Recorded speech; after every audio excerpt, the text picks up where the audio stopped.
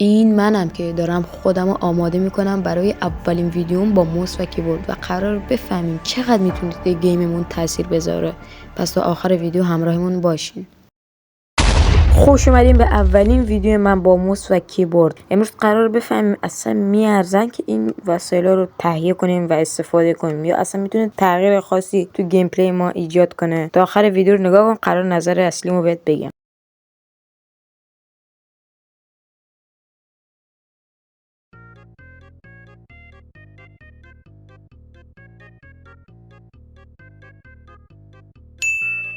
خدا رو شکر این دفعه سیدش واقعا خوبه و حاجی سرعت صفحه و کنترل صفحه خیلی خوبه با موس. واقعا این احساس لگ اصلا ندارم. البته حاجی کیبوردم خرابه. نه صبر کن حاجی. نمیره آقای خدا. آقا نمیره عجب گیری که فرار نکن اساس. تو رو خدا وایسا، تجربه اولم. وایسا جون عمت وایسا. فرار نکن. حاجی ای خدا چقدر خوبه چرخش صفحه با موس. حاجی بذار چوب بکنیم.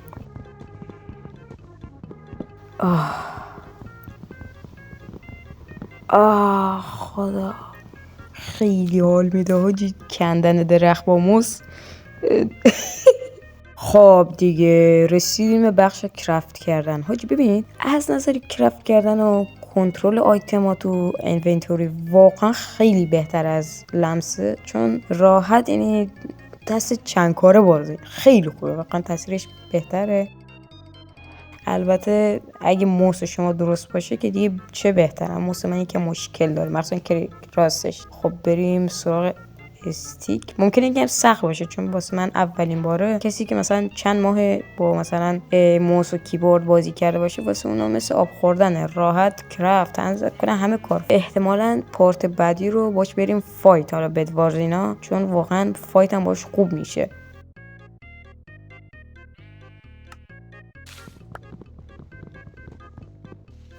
ولی بخش بد ماجرا اینه که کلیک راست بنده کلیک راست موس بنده خرابه. یعنی کلا فکر نکنم زیاد بشه تو بدوارز استفاده کرد، ولی حالا سعیمون میکنیم باش خوب پلی بریم. ولی بعد چند ماه موس رو حالا مثلا رسیدیم به یه حالا درآمدزایی یا قبل درآمدزایی شاید یه موس دیگه بخرم. بنده دریم هستم دوستان. میبینید که گوسفند رو دارم به شدت بد اتک میدم. آفرین خوب شد. با دست خالی کشتن کلیک راست بنده از کار افتاد. خدا رو کار کرد. حاجی یه چیزی من الان فهمیدم، این نشانگر موس تو گوشی خیلی گنده هستش. بعد من کلی گشتم که بیام تنظیمش کنم، ولی واسه گوشی من این شیائومی ردمی 13 اصلا همچین تنظیماتی نیست که بیای تنظیم کنیم، کوچیک باشه بزرگ باشه. مثلا من گوشی قبل یادمه که میتونستم توش همین نشانگر موس رو کوچیک و بزرگ کنم و واقعا خیلی چیز خوب بود.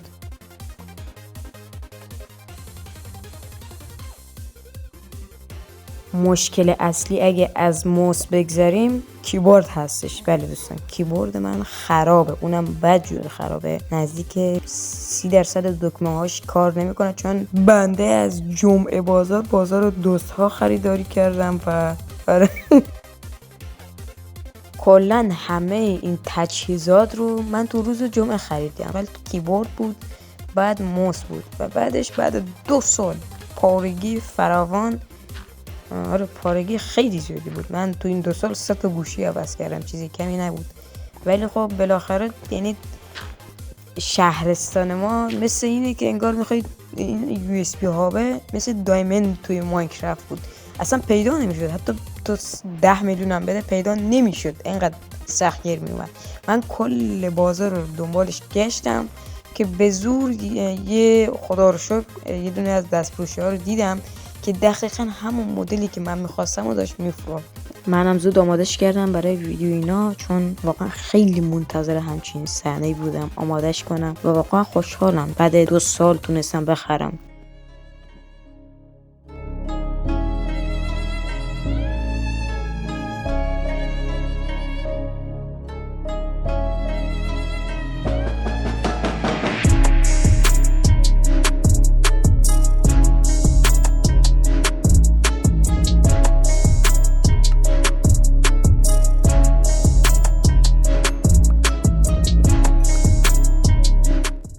زغال بکنیم، زغال.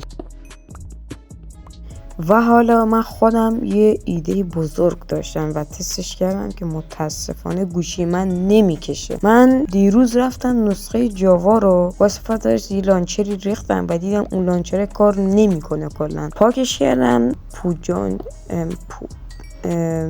نه اسمش چی بود، ولی رو همون ریختم نسخه 1.21 جاوا رو و قشنگ گوشی داشت پاره میشد، ولی به زور CFS اونم بدون رکورد با پایینترین رندر رسانس میداد که کلا کنسلش کردم. گفتم هم گوشی داغون میشه هم فایده ای نداره، فقط یه نسخه درست البته از نسخه بالاتر از بدراکه ولی نمیارزه به نظر من.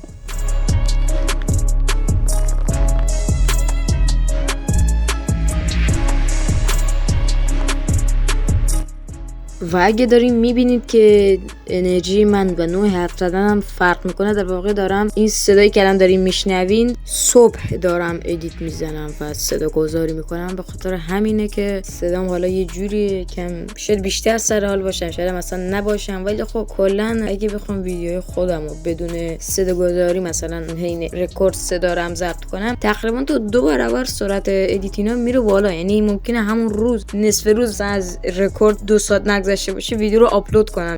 و حالا من یه چیزی رو فهمیدم. در واقع این چیزی که الان دارم میخوام بگم توی قسمت تنظیمات ماینکرافته. این لگی که توی نسخه 1.21 من داشتم و توی ویدیو احساس میکنین دلیل داشته. یه گزینه بوده نعلتی توی ستینگ ویدیو ستینگ فعال بوده. وقتی اونو آف کردم قشنگ گوشی یه نفس کشید، راحت 60 فیس راحت الان میده حتی با رکورد. یعنی کل این 2 هفته مشکل بایم فقط به خاطر همون نعلتی که فال شده بود. من فال کرده بودم یا خودش فال شده بود معلوم نیست، ولی مشکل از همون بوده.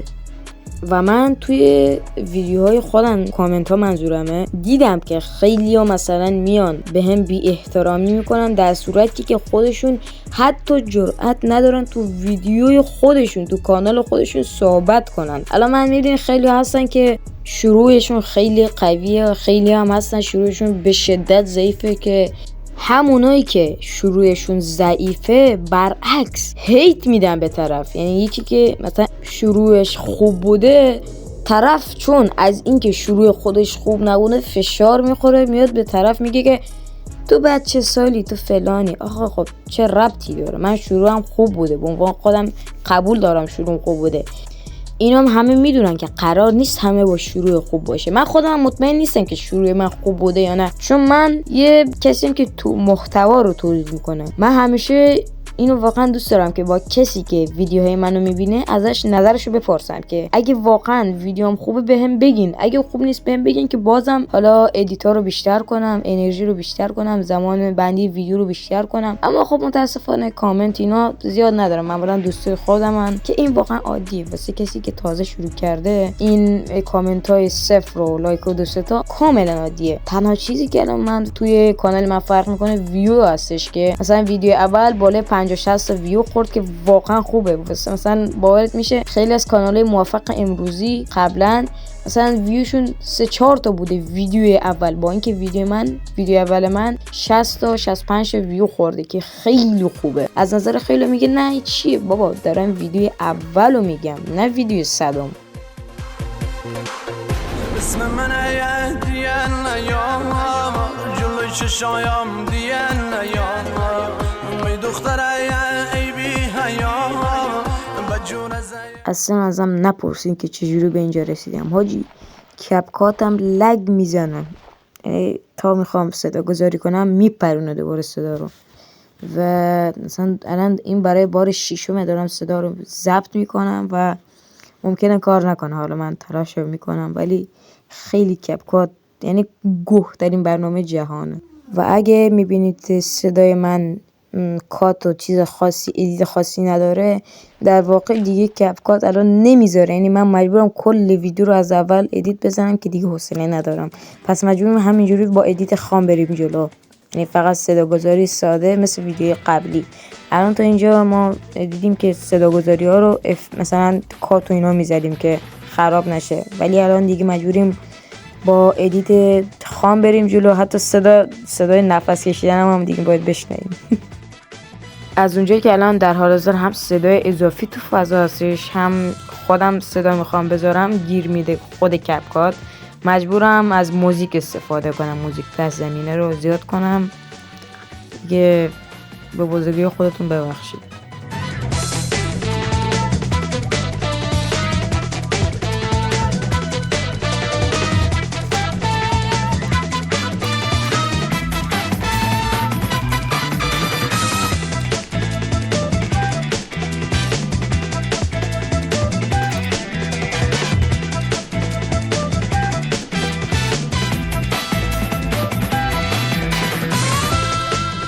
به نظرم دیگه بریم بیرون بهتره. البته خب شبه، بعد پشم گوسفندم کم داریم.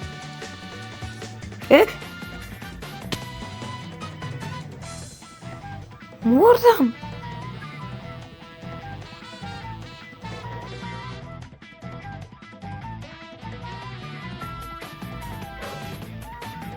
چجوری مردم؟